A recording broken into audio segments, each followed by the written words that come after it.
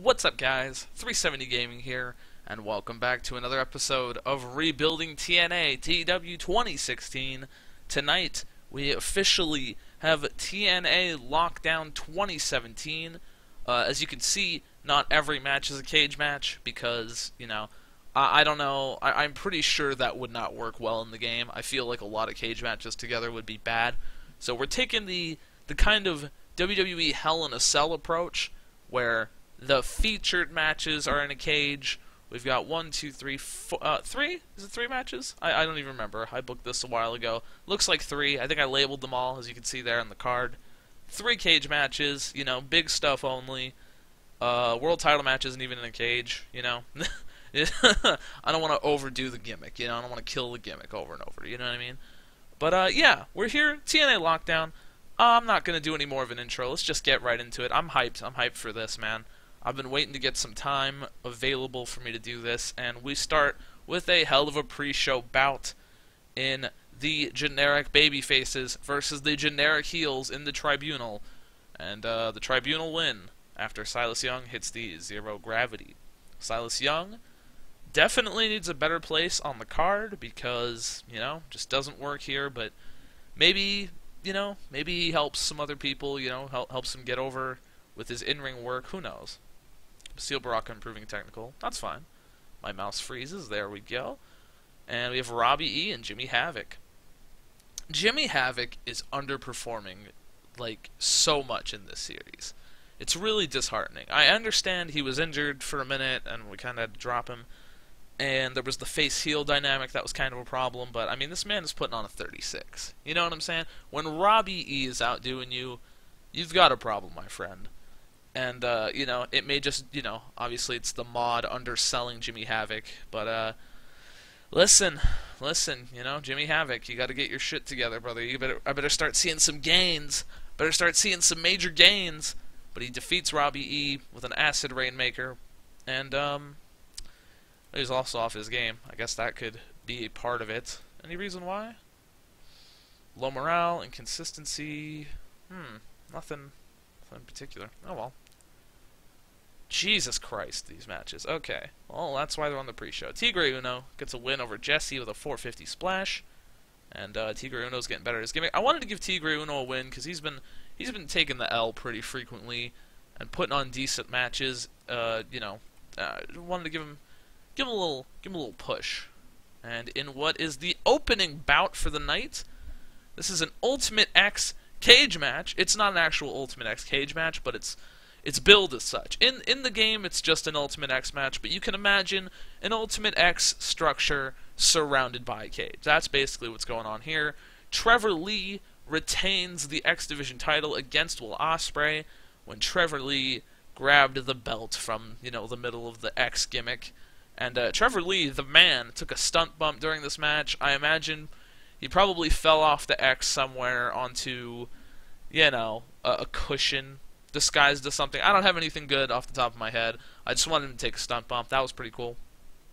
They both do fairly well. The match gets a good rating for what they had, so I'm pretty happy. Gets the show off to a strong start. Crowd's hot. Good opener there. A new challenger appears, and shouldn't be Ospreay, should be Trevor Lee there. I guess I fucked that up. My bad, fam. Where ACH basically comes out to become the new challenger for the X Division Championship. So, yeah, man, ACH. He's gonna probably tear the fucking roof off the joint every night. Every night he's out there. Holy shit. Zack Sabre and Lashley have a hell of a match for the NWA Championship, where Lashley defeats ZSJ with a spear, makes defense number 7 of this very prestigious NWA World Belt. Zack Sabre just couldn't get it done, brother. 70-72, that's fucking great. And he was off his game. So I believe the first match was more of like a fight, and this match is more of like a regular in-ring match. But this was a hell of a match. I'm very happy with this. 74 B-. That's great. I got no more to say. Lashley is a fucking unstoppable machine, as you can clearly tell. I don't know why I placed this here. Doesn't make enough sense to me. I guess I figured the cage gimmick was going to kind of bring it down anyways. Like I said, I booked this a while ago, but with good heat and decent wrestling, Broken Matt Hardy defeats EC3 in 17 minutes by submission in a cage match. This is a cage match, mind you. But they're getting... Oh yeah, they don't seem to click. I forgot. Yeah, that's right. That's why I booked that there, because I knew it was going to bomb anyways. So I figured I'll put it right after that to be kind of a buffer deal. 55 and a 60, and yeah, was there anything there? Okay, cool. So that was a cage match. Wins by submission. No escape the cage bullshit there. And after the match, we get a promo. We get a glorious Matt Hardy promo. He picks up the microphone. EC3, he's looking out of it. He looks on. You know, he's looking at him in complete despair. You know, he lost. That sucks. And Matt Hardy says, "Ah, yes! Not only have I cleansed my brother Nero's soul, but I have deleted the virus that is Ethan Carter Trojan III. Whether or not I face the ship's captain of Galloway or the Lethal J, I will become the heavyweight champion of the world." Ah, yes! Ah. And he kind of, you know, he kind of just basks in the glory for a minute. He's so happy. He's fucking stoked about life. You know what I'm saying? But he gets serious. He kind of brings it down a little bit. He says the Great War is soon approaching, and I have recruited 5 members, my brother Nero, and 4 more loyal soldiers to the war. Pink, Fire, Worker, and Silver, the 4 soldiers in my army, will unlock the key to fulfilling the prophecy.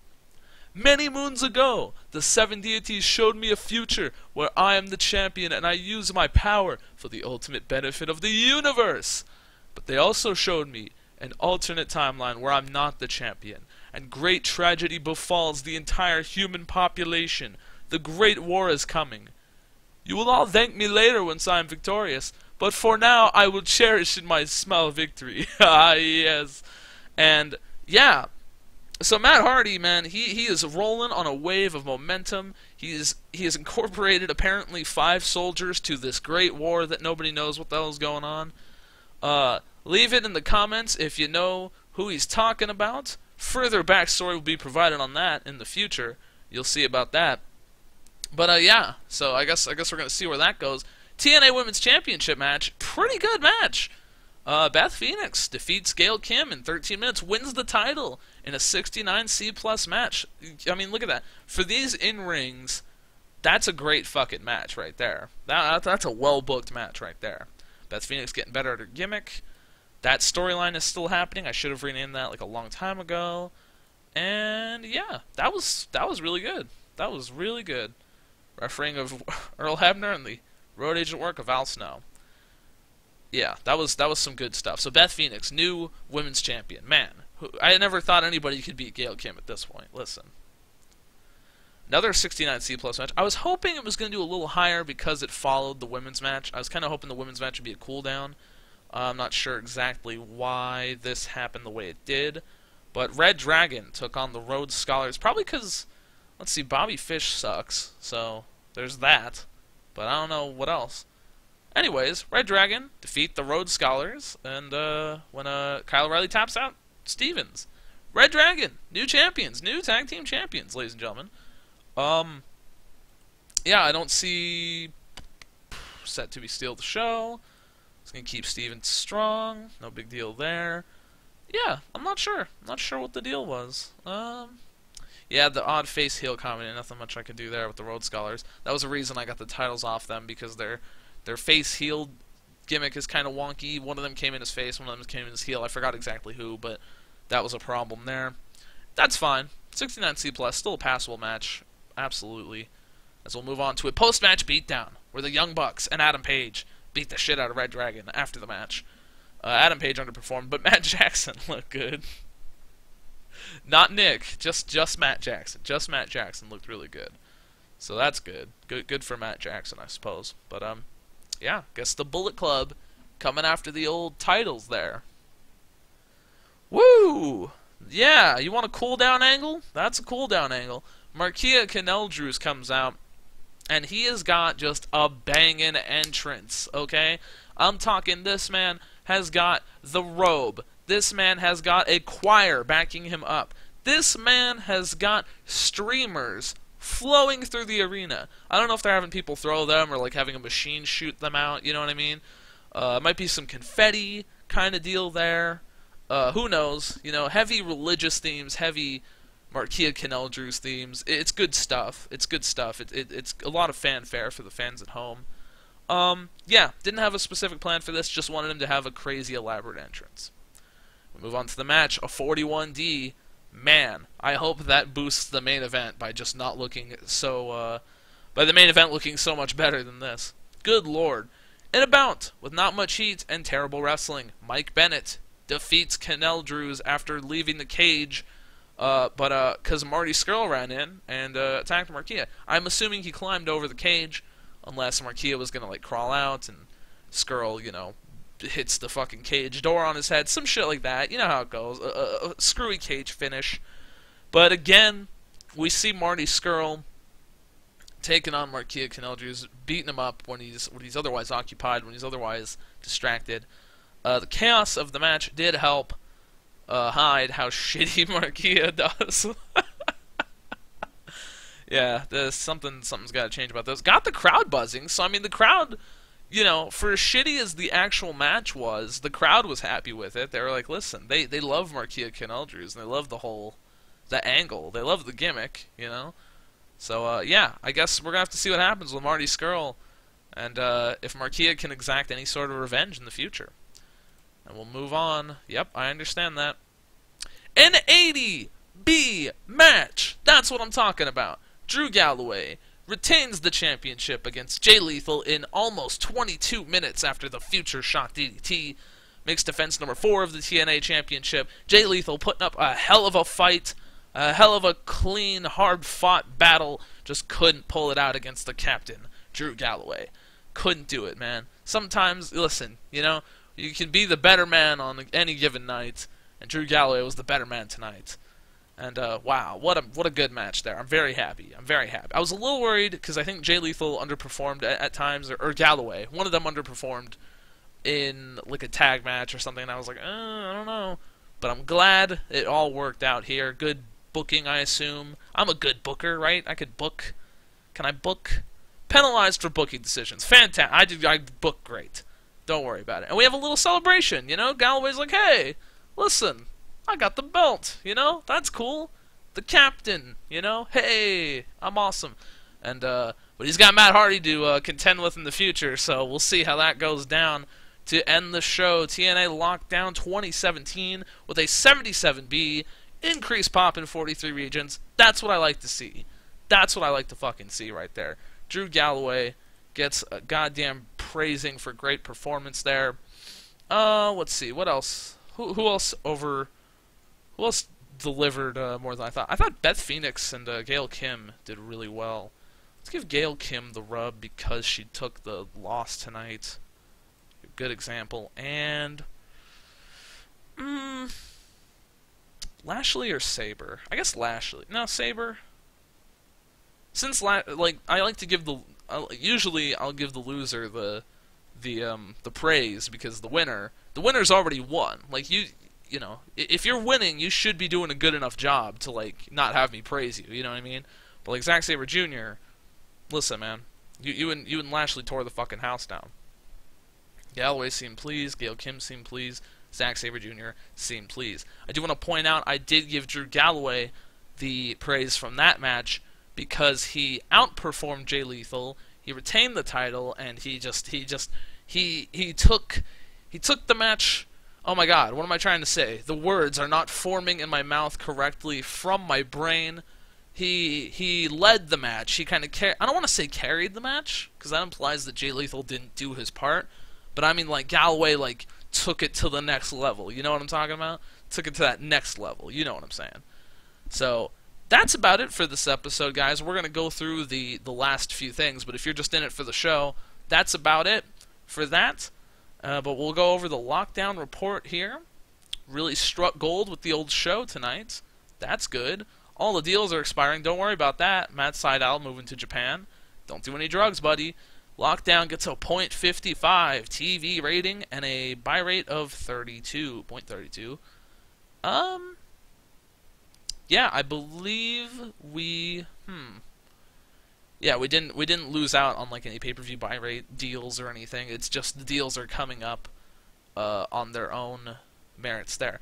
I did get a comment last video to check on Dixieland, and as you can see, Dead Cert 1 took place. Okay, MVP of the show was Ted DiBiase Jr., so let's see what happened here. Okay, we had J.D. Michaels go over to Nate Webb, interview with Rhino. Okay, tag match there. Another tag match there for the international, excuse me, international tag titles. Ted DiBiase Jr. and Daphne. I can only imagine what was going on there.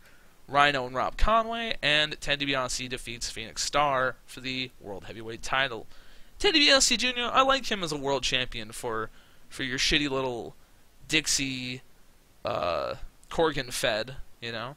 If you've just joined the series, you haven't seen it from episode 1, Dixieland was created when I, as Bruce Tharp, took over TNA. Dixie and Corgan, who were still in real life on good terms at that time, made their own company in NWA, Dixieland, and you know, they are alive. I don't know, can I check like how they've done like historically? Like, are they making money, or are they, you know, Prestige 7, Momentum 9? I don't know what that means. They're 21st in the Southeast.